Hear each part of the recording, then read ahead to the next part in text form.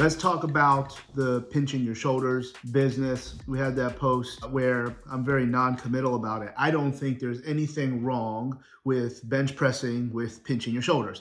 It obviously will shorten the stroke, and that is an absolute correct way, but I think I said in the post, it's not the only way. Now, the issue that will come up is this. Let's just say you always pinch your shoulder blades together, but you maintain a relatively stable humerus. Because think of when we talk about mobility and stability, and we talk about the joint by joint theory, nothing's ever genuinely staying still per se. If something's stable, you're keeping it relatively under control in a particular position or group of positions, and mobile certainly means that it's moving. Now, when you change the chain, when you close the chain in a particular way, such as lying on your back, where now the scapula is now mobile and the shoulder is relatively stable, that's a different animal. And when you get out of the vertical, there's a lot of different ways to communicate things in different ways. But here's what I think is happening, or I'm quite confident this is what is happening,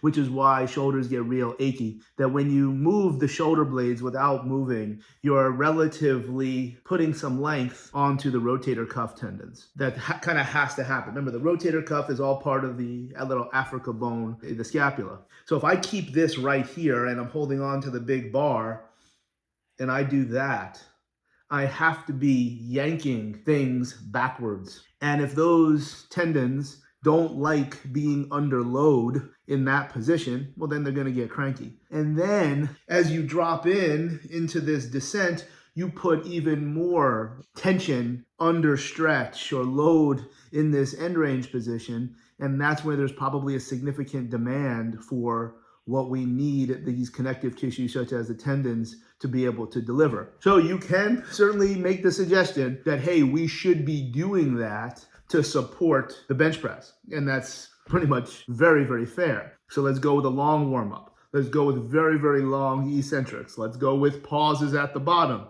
in that position, not for the sake of a big bench, but for the sake of training the connective tissue, particularly the tendons, in that very, very deep position. Certainly going beyond the chest so that you have continued direction of those tubules. So that's kind of where that lies. Now, there's another concept here beyond this anterior humeral glide, where the shoulder, front, back, where it's living a little bit forward, so the tendons are already loaded, and then you add more load onto that. This whole idea of joint centration of the shoulder blades, which you'll see significantly more than the bench press than when you're on hands and knees. And the suggestion is that, and there's always this balance of what is the standard of your movement, which is always going to be attached to the goal of what you are training for. Any suggestion that, where your shoulder blades should be is that the rhomboids, maybe we can say middle trap as well, should be at best eccentric, if not isometric participants, let's say when you're walking,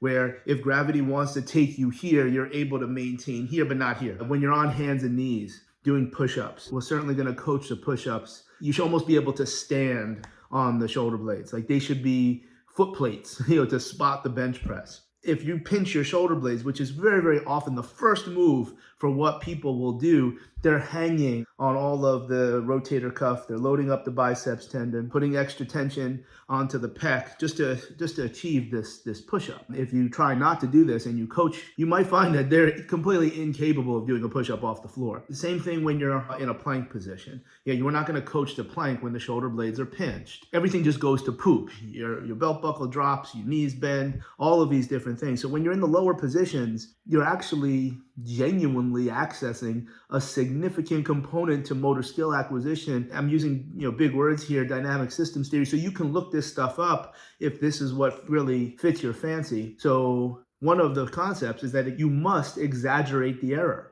So can you then tell the difference between right and wrong? So you can bang your head into the wall, you can kind of tell it's wrong, but you can't tell what's right. So when you're here versus this, and then what's the cueing that we're going to use to actually create this faded type of feedback, whether it's positive or negative feedback, whether we like it or not. Negative feedback is how we learn. We learn how not to do certain things. So we have to appreciate that doing a push-up like this is incorrect. So should we tell the person there might be a better way? But that being said, why is that wrong? Well, again, in the concepts of developmental kinesiology, the suggestion is that when there is this scapular retraction, that is very synonymous to the neurological consequences of things like cerebral palsy and or upper motor neuron lesions. So there's horrible things to discuss, but that's a big part, at least my interpretation. I have no idea what DNS teaches now. I know what they taught 15 plus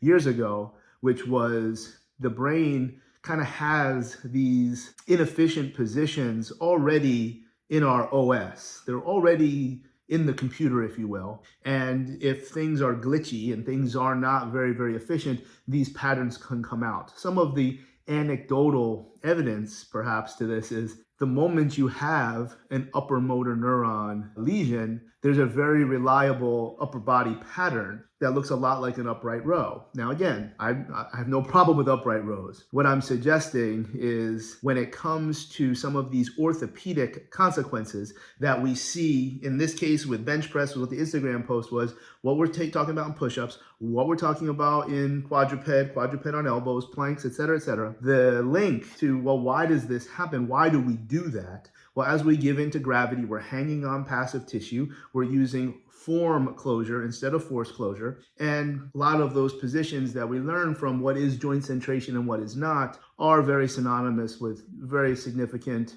neurological illness, disease, dysfunction, whatever you want to call it. So yeah, I would then coach, if we are training for strength and power, we don't pinch the shoulder blades. Years ago, Perform Better, maybe my second or third talk, we talked about joint centration. I don't think that's the right talk to do now, but you can send me a message if you think it is, where we used the sled. And I had somebody come up and just yank the sled. And because the sled was so light, like yanking it as hard as they can, kind of gave that a scapular retraction piece. And then because we're having fun, I get on the sled and the weight on the sled. So at that point, you're probably adding at least 200 pounds to the sled and pulling it as hard as you can. It looked more like this, not this. And part of when we're using loads for strength and power, I would suggest make it so heavy or challenging in a different way, maybe the grips that we talked about in the other Instagram post, so that you can't retract your shoulders. That being said, of course, your shoulders need to retract. We must have scapular mobility before stability. That's the core pendulum theory. And you might be doing the same rows for a different reason,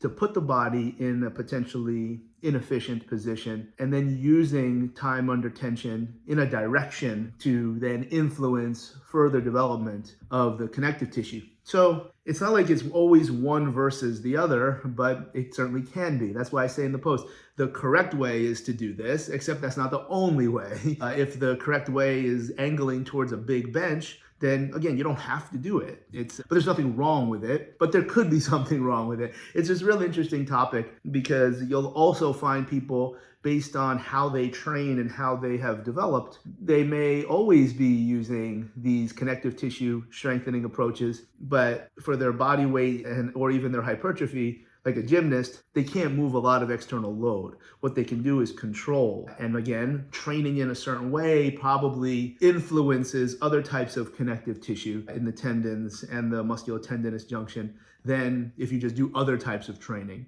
So there's so many different ways to get after this and what influences changes. That's where identifying what it is that you want to do when you train is probably the best start. And then you might find what is an awful idea in one situation might actually be the correct way in another. So that's really what we were getting after with that post about pinching your shoulder blades in a bench press. And richest duck in the world, by the way.